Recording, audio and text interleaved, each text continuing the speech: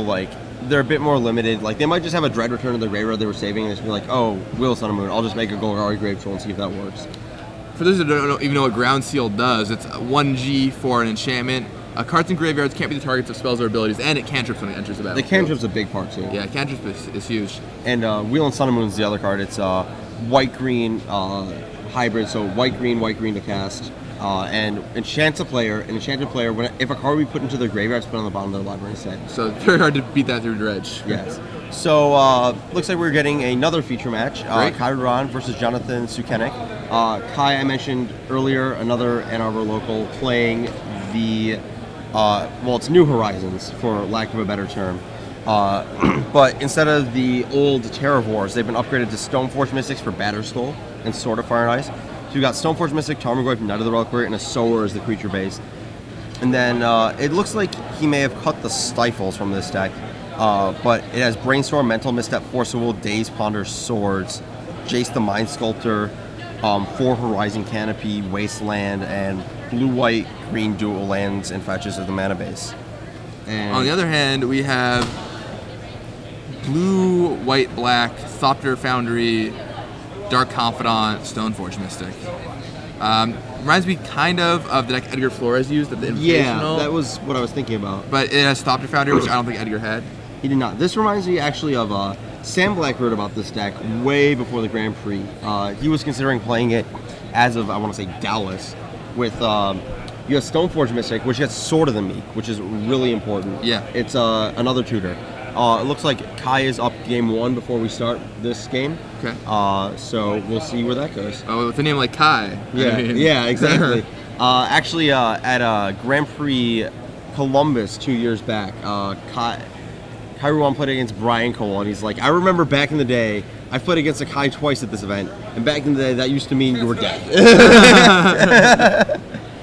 To which Kai promptly proceeded to play a game. He was playing a very burn-heavy zoo deck. Brian Colwell passes the turn with like 13 power of guys in play and at 18 life, and Kai has 6 cards in hand and just promptly burns him out. It's like, Bolt you, Rift Bolt unsuspends on my next turn. I'm also gonna like, he threw like 2 bolts at him and stuff, untap, Rift Bolt unsuspends, Chain Lightning, Fire Blast you. Man, take 18. It may have been a price of progress somewhere in there too, but it was a lot. Wow. Yeah, it's really interesting. I remember when Sam Black was telling us about the Stoneforge Mystic for Sword of the Meek interaction. Yeah. That's really cool. Yeah, it looks like his other equipment are Batterskull, obviously, and his other equipment, not Jite, not Sword of Fire and Ice, but sort of Feast and Famine, which is really interesting. So on the right, you have Kai Ruan here, he's up a game, and John Sukenik is going to be playing first this game, presumably. Yeah.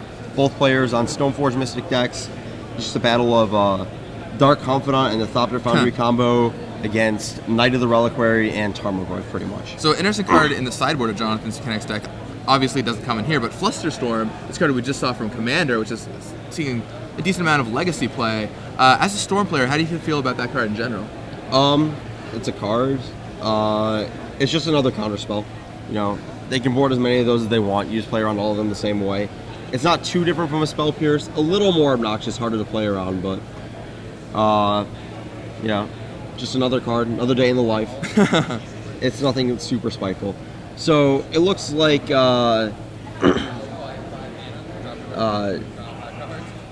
Sukenik is probably going to board in Jite or Manrique Gusari, or both here. Probably going to board in Diabolic Edict, probably Wrath of God, maybe Phyrexian Metamorph. I can see that coming in here. Copy the equipment, sure. Yeah. Or copy Stoneforge Mystic. Yeah, or copy a Knight of the Reliquary and start that fight. But all of these are singletons, and those are powered by some Enlightened Tutor in John's main deck. He's probably also going to bring in Perish and Smother. He's got a pretty stacked sideboard here, so it should be interesting. Yeah. Whereas Kai has Spell Snare, which is really good here for the Stoneforge Mystics, Dark Confidants. Even counters the Thopter Foundry, so just all the threats in this deck are covered by it. Probably Threads of Disloyalty, kills a Stoneforge, and taking a Dark Confidant is going to end the game. Taking a Dark Confidant will just totally take control of the game. The Stifles are in the sideboard now. I don't think those necessarily come in here. Interesting to note, Kai actually has Jaces, whereas John does not. So the more controlling deck does not have the Jaces here. Interesting. Let's see what else. I think that from Kai you can expect Spell Snares, Threads of Disloyalty, Jason the Mind Sculptor, and if he's feeling adventurous, maybe Stifle. But I don't think you want Bajuka Bog. That really doesn't do much against the combo. John does have a Crucible of Worlds, but I don't think that's really going to matter. Or an Academy Rune, but Bajuka Bog's not really what you want. Right. Same with Engineered Explosives. Maybe set to 2 to kill all the stuff, but I think that Kai wants to be a bit proactive here because he's got heavy threat density and heavy counter density, and they both are just kind of like jamming threats and counters into each other. It feels like, or at least as far as from Kai knows from game 1. Yeah, I mean, it looks like Kai's up a game, right? Mm-hmm. So yeah. John played. Wasteland.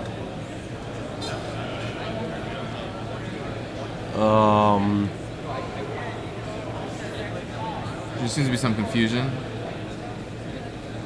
Brainstorm in response. Looks like there's been a couple Wastelands going on already. Yeah.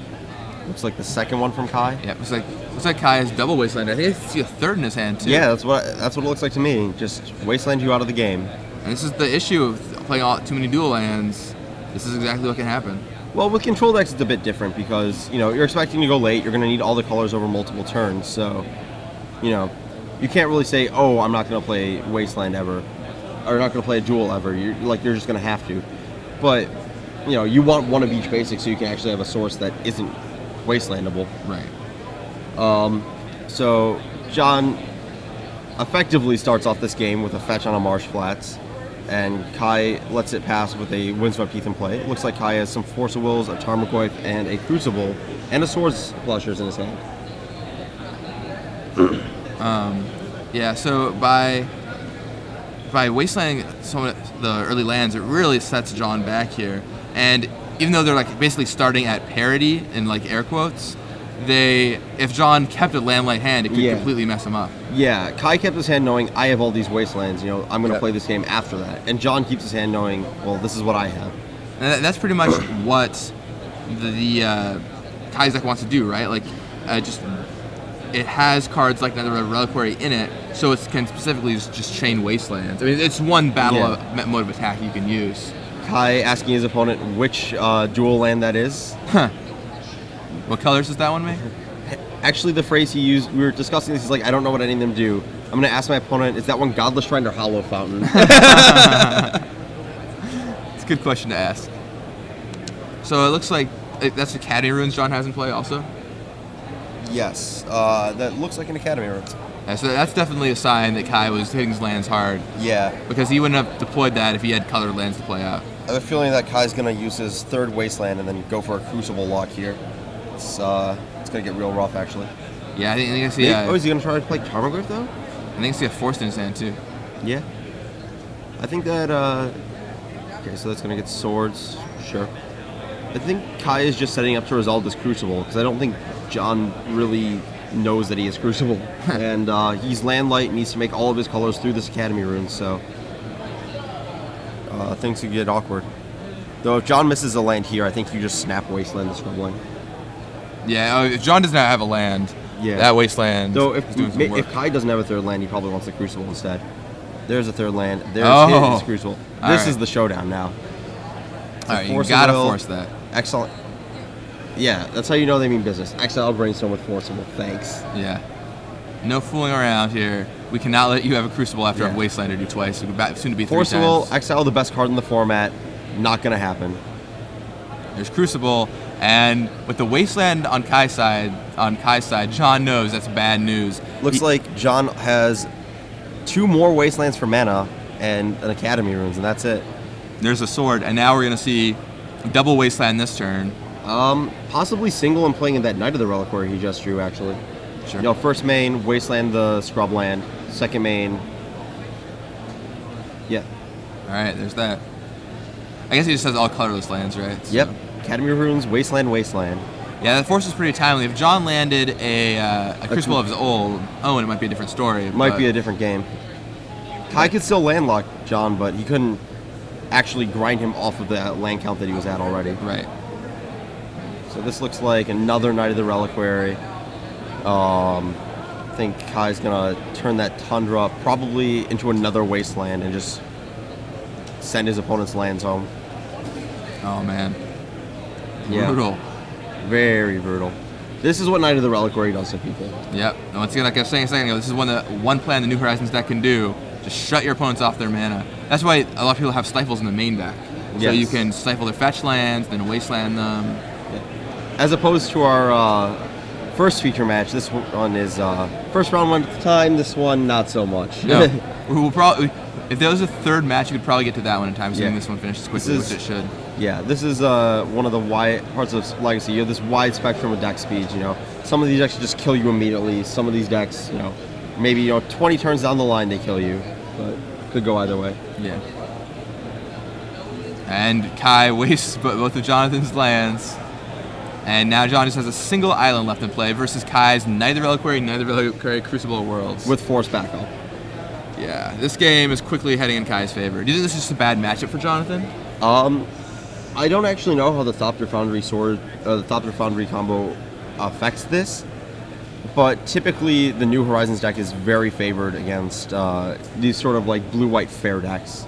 And that's the hand. Yeah. John knows that there's no coming back from that one. Yep. Also, his life was at 3, so he's going to die next turn. Yeah. But, Pretty close to that previous turn, too, so. Well, that was the second match. Maybe we'll see a third. Get all the feature matches. So we can complete the Empire set of feature matches. Yeah, you can actually see the other feature matches still ongoing in the back. Yeah. I think one of those is a Joe Bernal. I can't really tell. And it's unclear. Yeah. There's an AJ Soccer railbirding. Hey everyone, back in the booth. I'm Gavin Verham here with Ari Lax. And we've watched 2 feature matches already this round. Yeah. Is the third on its way? We're going to find out soon. We saw Ben Weinberg win in blistering fashion with his Hive Mind deck. Yeah, he was playing against a mud poison deck. You may have heard of it. Conley Woods played it in LA. It was originally a Team Mean deck design, but his opponent really just didn't have a way to interact with him. Like a lot of the typical, he had a Chalice of the Void, doesn't do anything. Right. And just sort of